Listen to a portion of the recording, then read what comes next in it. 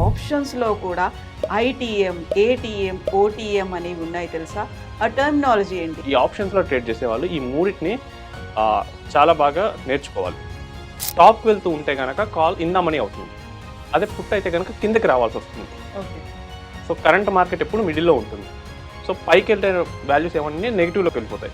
So ఈ మూడింటికి ఎందుకంటే కనుక మన ఆప్షన్స్ స్ట్రాటజీ బిల్డ్ చేసేటప్పుడు ఈ మూడు చాలా ఇంపార్టెంట్గా ఉంటాయి. చాలామంది బిగినర్స్ చేసే మిస్టేక్ ఏంటంటే ఈ వాటిలో ఆప్షన్స్ బయింగ్ చేస్తూ ఉంటారు వితౌట్ స్టాప్ లాస్. ఒక పెద్ద టీం పెట్టుకొని వర్క్ చేస్తున్నా కానీ లాస్ వచ్చే ఛాన్స్ ఉన్నప్పుడు మన రిటైల్ ఇన్వెస్టర్స్ ఎంత జాగ్రత్తగా ఉండాలి. మినిమం బేసిక్స్ కూడా తెలియకుండా ట్రేడ్ చేస్తే కనుక there is a great chance you will end up in losing side. నమస్తే, నేను Kavitha. Welcome to I dream. యూజువల్గా మనం మనీ తీసుకోవాలి అంటే ఏటీఎం మెషిన్ అనేది ఒకటి ఉంటుంది. ఏటీఎంకి ఎప్పుడు వెళ్ళినా మనం డబ్బులు తీసుకోవచ్చు. బట్ ఆప్షన్స్లో కూడా ఐటీఎం, ఏటీఎం, ఓటీఎం అనేవి ఉన్నాయి తెలుసా? ఆ టర్మినాలజీ ఏంటి? యాక్చువల్గా అది ఏం సర్వ్ చేస్తోంది, ఎలాంటి సర్వీసెస్ అందిస్తోంది? మనతో పాటుగా ఉన్నారు ఫైనాన్షియల్ ఎక్స్పర్ట్ సాయిరామ్ గారు. సాయిరామ్ గారు, నమస్కారం అండి. నమస్తే మేడం. సో ఏటీఎం అనగానే మనం ఫిక్స్ అయిపోయాం, మనకు డబ్బులు ఇచ్చేటువంటి ఒక మెషిన్ ఉంటుంది, ఎనీ టైం మనం మనీ తీసుకోవచ్చు అని. బట్ ఓటీఎం, ఏటీఎం, ఐటీఎం, ఈ ఏటీఎం అనేది మళ్ళీ ఆ ఏటీఎం కాదు, డిఫరెంట్ ఏటీఎం. ఇందులో టర్మినాలజీ డిఫరెంట్గా ఉంది, ఇది ఒక ఆప్షన్స్లో వస్తుంది. అసలు యాక్చువల్గా ఈ మూడి డిఫరెన్స్ ఏంటి? అంతకుముందు మనం చెప్పుకున్నట్లు ఆప్షన్స్లో మనం ఒక ప్రీమియం ఇస్తాం. సో నేను కావాలని ఏంటంటే నేను ఒక ఐటెంని బై చేయాలనుకున్నాను, నా ఇంటెన్షన్ని చూపించేటప్పుడు నేను ఒక ప్రీమియం పే చేస్తాను. సో నేను ప్రీమియం పే చేసేటప్పుడు నాకు ఫేవరబుల్ కండిషన్స్ రావచ్చు, రాకపోవచ్చు. సో సింపుల్గా చెప్పాలంటే నేను ఒక అగ్రిమెంట్కి వచ్చేసాను. ఓకే. ఒక పర్టికులర్ డేట్న పర్టికులర్ అమౌంట్కి ఒక స్టాక్ కొంటానని. సో నవంబర్ 30న నేను రిలయన్స్ స్టాక్ కొంటాను అని చెప్పాను. అది కూడా 1000 రూపీస్కి. సో ఆ రోజు స్టాక్ 1000 ఉండొచ్చు, 1200 ఉండొచ్చు, లేదా 800 కూడా ఉండొచ్చు. సో ఒకవేళ 800లో ఉంటే నేను 1000 పెట్టి కొంటాను. నాకు బయట మార్కెట్లో 800 దొరుకుతుంది. సో ఇక్కడ నేను 1000 పెట్టి ఎందుకు కొంటాను? సో ఎప్పుడైతే నేను ఒకవేళ ఆప్షన్ కనుక ఎక్సర్సైజ్ చేస్తే నాకు లాస్ వస్తుందో దాన్ని అవుట్ ఆఫ్ ద మనీ అంటాం. ఒకవేళ ఆప్షన్ నేను ఎక్సర్సైజ్ చేసినప్పుడు నాకు ఎటువంటి ప్రాఫిట్ రాలేదు, బయట మార్కెట్లో 1000 ఉంది, నేను ఇక్కడ 1000కే కొంటాను, అప్పుడు అవి ఎట్ ద మనీ అవుతాం, అంటే జీరో ఉంటుంది అక్కడ.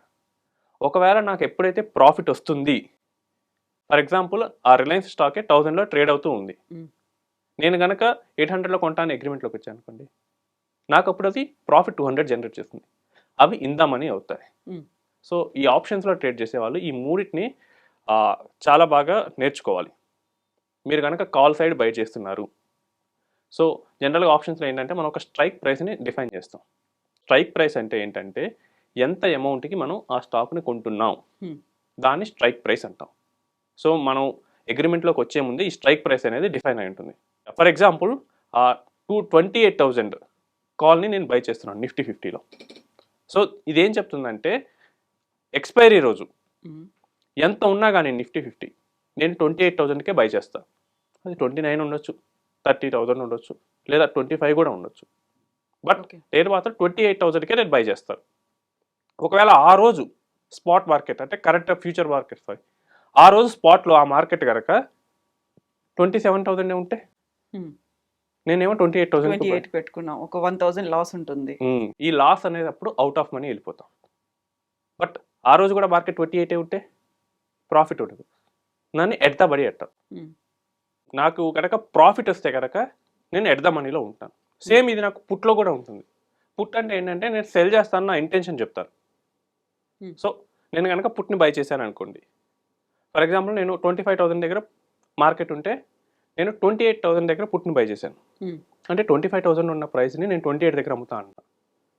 సో నేను ఎప్పుడైతే పుట్ని కనుక ఉన్న మార్కెట్ ప్రైస్ కన్నా హెవీగా అమ్ముతా అనుకున్నాను అనుకోండి, అప్పుడు నేను ఇన్ ద మనీలోకి వెళ్తాను. మీరు కనుక ఆప్షన్ చైన్స్ కనుక చూస్తే కనుక కాల్ వైపు టాప్కి వెళ్తూ ఉంటే కనుక కాల్ ఇన్ ద మనీ అవుతుంది.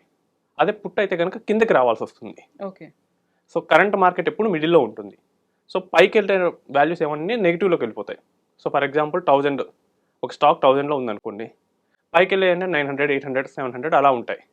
సో కాల్కి వెళ్ళేటప్పుడు ఏంటంటే నేను బై చేస్తా అని చెప్తున్నా కాబట్టి తక్కువకు ఉండే వాటిని కనుక నేను తీసుకుంటే కనుక నేను ఇన్ ద మనీలోకి వెళ్ళిపోతాను. అదే పుట్టుకు వెళ్ళేసరికి మనం సెల్ చేస్తూ ఉంటాం కాబట్టి ఎక్కువ ఉండే ప్రైజెస్ తీసుకోవాలి, అవి మనకి పుట్లోకి ఇన్ ద మనీ అయిపోతూ ఉంటాయి. సో ఈ మూడింటికి ఎందుకంటే కనుక మనం ఆప్షన్స్ స్ట్రాటజీ బిల్డ్ చేసేటప్పుడు ఈ మూడు చాలా ఇంపార్టెంట్గా ఉంటాయి. సో మీకు ఒక ఆప్షన్ స్ట్రాటజీ చెప్తాను. ఇది కవర్ కాల్ అంటాం. సో ఇది మ్యూచువల్ ఫండ్ కంపెనీస్ కానీ పెద్ద పెద్ద స్టాక్స్ని హోల్డ్ చేసే వాళ్ళు కానీ జనరల్గా యూజ్ చేస్తూ ఉంటారు. నా దగ్గర ఎస్బీఐ స్టాక్స్ ఉన్నాయి. నేను లాంగ్ టర్మ్ ఎస్బీఐ ఇన్వెస్టర్. నా ఉద్దేశం ఏంటంటే ఈ స్టాక్ను ఒక 10 years 20 years ఉంచుకుంటాను. బట్ ఈ స్టాక్ నుంచి నేను మధ్యలో ఎవ్రీ మంత్ ప్రాఫిట్ తీసుకోవాలనుకున్నాను. సో అప్పుడు ఏం చేయాలి? So SBI is currently trading at 900 అనుకుందాం. నేను 1000 రూపీస్కి ఒక కాల్ని సెల్ చేస్తా. ఇక్కడ మనకి 3 సినారియోస్ జరుగుతాయి. ఒకటి ఎస్బీఐ స్టాక్ 900లో ఉండొచ్చు. అప్పుడు నేను కాల్ సెల్ చేయటం వల్ల నేను ఒక వేరే బయర్ దగ్గర నుంచి నేను ప్రీమియం తీసుకుంటున్నాను. సో 900లో ఉంటే 1000 కొంటాను ఎవడైనా వస్తాడా? అది ఇగ్నోర్ అవుతుంది. సో ఆ ప్రీమియం నాకు మంత్లీ ఇన్కమ్ అవుతుంది. ఓకే. లేదు నిజంగానే 1000కి వచ్చేసింది. సో బయట మార్కెట్లో 1000 ఉంది, నా దగ్గర 1000కి ఎందుకు కొంటారు? అక్కడ కూడా వదులుకుంటారు. ఇక్కడ నాకేమవుతుంది, నా స్టాక్ ప్రైస్ 900 నుంచి 1000కి వెళ్ళింది, ప్లస్ బయట వాళ్ళ దగ్గర నుంచి నేను ప్రీమియం తీసుకున్నాను, నాకు డబుల్ ఇన్కమ్ వస్తుంది. పొరపాటు స్టాక్ కనుక 1100 1200 అలా వెళ్ళింది, అప్పుడు నాకు 1200 అయింది అనుకోండి. ఇక్కడ నేను 1000 నుంచి 1200కి ఎంతైతే ఉందో ఈ 200 నాకు లాసు ఆప్షన్స్ సెల్ చేయడం వల్ల. బట్ నాకు స్టాక్ ఉంది కదా 900 నుంచి 1200కి పెరిగింది అంటే అక్కడ 300 ప్రాఫిట్, ఇక్కడ 200 లాస్. బట్ ఓవరాల్గా నాకు 100 అనేది ప్రాఫిట్ వస్తుంది కదా. సో ఈ ఇన్స్టిట్యూషనల్ ఇన్వెస్టర్స్, పెద్ద పెద్ద కంపెనీస్, ఎల్ఐసి లాంటివి అండ్ పెద్ద పెద్ద పోర్ట్ఫోలియోస్ మేనేజ్ చేసేవాళ్ళు, వీళ్ళందరూ ఇలాంటి స్ట్రాటజీస్ వాడుతుంటారు. మన జనాలు ఏం చేస్తారంటే నాకెడ్ కాల్స్ తీసుకుంటారు. అంటే కింద అసెట్ ఏమి ఉండదు, నేను కొంటా అని చెప్పేసి పెడతాడు. ఇవన్నీ ఈ ఇన్స్టిట్యూషన్స్ వాళ్ళకి ప్రాఫిట్లుగా వెళ్ళిపోతూ ఉంటాయి. మీరు ఆప్షన్స్లో ట్రేడ్ చేసేటప్పుడు మనకి ఎంతవరకు రిస్క్ మేనేజ్మెంట్ ఉంటుంది? ఫర్ ఎగ్జాంపుల్ నేను ఒక 200 పోగొట్టుకోగలను అనుకుందాం. డైలీ 200 అంటే ఇట్ స్టిల్ లీవ్స్ టు 4000. ఒకవేళ నేను నేకెడ్ కాల్ తీసుకుంటే అది ఒక్క రోజులోనే పోవచ్చు. సో వీటన్నింటినీ కన్సిడర్ చేసుకుని మనకు అండర్లయింగ్ అసెట్ ఏంటి, మనం వేసే స్ట్రాటజీ ఏంటి, వీటన్నింటిని బట్టి మనం ఆప్షన్స్ కనుక క్లియర్గా డిజైన్ చేసుకుంటే కనుక మనకి ప్రాఫిట్ జనరేట్ అవుతుంది. చాలామంది బిగినర్స్ చేసే మిస్టేక్ ఏంటంటే ఈ ఆప్షన్స్ వాటిలో ఆప్షన్స్ బయింగ్ చేస్తూ ఉంటారు వితౌట్ స్టాప్ లాస్. ఇక్కడ మీరు ఆప్షన్స్ బై చేసేటప్పుడు మీకు ఏంటంటే మీరు అనుకున్నట్టు సిచ్యువేషన్ వస్తేనే మీకు ప్రాఫిట్ వస్తుంది. నేను ఒక స్టాక్ను కొంటాను అనుకున్నాను, నాకు అది పెరిగితేనే కదా నాకు ప్రాఫిట్. బట్ మనకి రియాలిటీలో సిచ్యువేషన్ ఉండొచ్చు, అది మైనస్ అన్నా అవ్వచ్చు, అది నెక్స్ట్ అక్కడే తిరగవచ్చు, లేదా మీరు అనుకున్నట్టు పాజిటివ్ కూడా వెళ్ళచ్చు. సో 3 సిచ్యువేషన్స్లో మీకు ఓన్లీ 1 సిచ్యువేషన్ మాత్రమే మీకు ప్రాఫిటబుల్గా ఉంటుంది. సో చాలామంది retail investors are option buyers. But అదే సినారియోలో ఆప్షన్ సెల్లర్కి చూడండి, ఆయనకేంటి, ఆయన ఆప్షన్ సెల్ చేస్తున్నాడంటే ఏదర్ సేమ్ మార్కెట్ డౌన్ అవ్వచ్చు, మార్కెట్ అక్కడే ఉండొచ్చు, లేదా మార్కెట్ పెరగచ్చు. ఇక్కడ మార్కెట్ పెరిగినప్పుడు మాత్రం ఆయనకి లాస్. అంటే 3 సినారియోస్లో ఒక సినారియో మాత్రం ఆయనకి లాస్ అవుతుంది. అంటే 2 సినారియోస్ ఆర్ పాజిటివ్ కదా. బట్ ఇన్ కేస్ ఒకవేళ నెగిటివ్ వచ్చిన ఆ 3వ సినారియో ఇందాక నేను చెప్పినట్టు వాళ్ళ దగ్గర ఆల్రెడీ స్టాక్ ఉంటుంది, వాళ్ళ లాస్ని మిటిగేట్ చేసుకుంటారు. బట్ ఇదేమీ చేయలేకుండా చాలామంది రిటైలర్స్ ఏంటంటే ఒక ఎక్కడో వీడియో చూస్తారు, లేదా ఎవరో ఫ్రెండ్ చెప్తారు, అరే ఆప్షన్స్లో నీ దగ్గర ఒక 10,000 ఉంటేనే మంత్లీ 1 lakh తీయొచ్చంట, ఇలా చెప్పేసి ఇన్వెస్ట్ చేస్తూ ఉంటారు. అసలు వాళ్ళకి ఏంటి అండర్లయింగ్ అసెట్ ఏంటి? చాలామంది ఏం చూసాను మేడం, ఈ బేసిక్ టెర్మినాలజీ తెలియకుండా కూడా ఆప్షన్స్లో ట్రేడ్ చేశారు. అందులో బోల్డ్ అంత అవగాహన ఉండాలి కదా. బోల్డ్ ఎంత అవగాహన ఉండాలి, ఈవెన్ అంత అవగాహన ఉన్నా కానీ లాస్ అయ్యే వాళ్ళు ఉంటారు. నేను మొన్న ఒక ఫండ్ మేనేజర్తో మాట్లాడుతున్నప్పుడు ఆయన ఈ స్ట్రాటజీ బెడిసి కొట్టిందంట. ట్రంప్ ఒక డెసిషన్ తీసుకున్నాడు, ఒకలాగా అవుతుందని చెప్పి కొన్ని స్టాక్స్ని ఆయన ఇట్లా కవర్ స్ట్రాటజీ చేశాడు. బట్ ఇన్ రియాలిటీ ఆ స్టాక్ పెరిగింది. ఒక పెద్ద టీం పెట్టుకొని వర్క్ చేస్తున్నా కానీ లాస్ వచ్చే ఛాన్స్ ఉన్నప్పుడు మన రిటైల్ ఇన్వెస్టర్స్ ఎంత జాగ్రత్తగా ఉండాలి. సో ఇవేమీ లేకుండా కనుక మీరు మినిమం బేసిక్స్ కూడా తెలియకుండా ట్రేడ్ చేస్తే కనుక there is a great chance you will end up in a losing side. మనకేంటంటే టెర్మినాలజీ తెలియాలి, ఆ అండర్లయింగ్ అసెట్ ఎలా బిహేవ్ చేస్తుంది, వీటన్నిటిని తెలుసుకొని మనం చేస్తే there is a chance we can get additional income. Thank you so much, sir. Thank you. And for more videos, Please subscribe to iDream. Please subscribe to iDream. Please subscribe iDream. And please subscribe to iDream. For more videos, subscribe to iDream. please like, share and subscribe to the channel. Congratulations, iDream. Subscribe to iDream. Subscribe to iDream.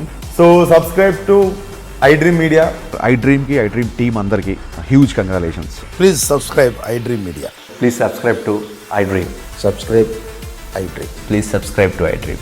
I dream అంటే నా కళల channel subscribe చేసుకున్న నోరు తిరుగుతలేదు, మీరైతే గంట గుర్తు కొట్టండి. For more such videos, please subscribe to iDream.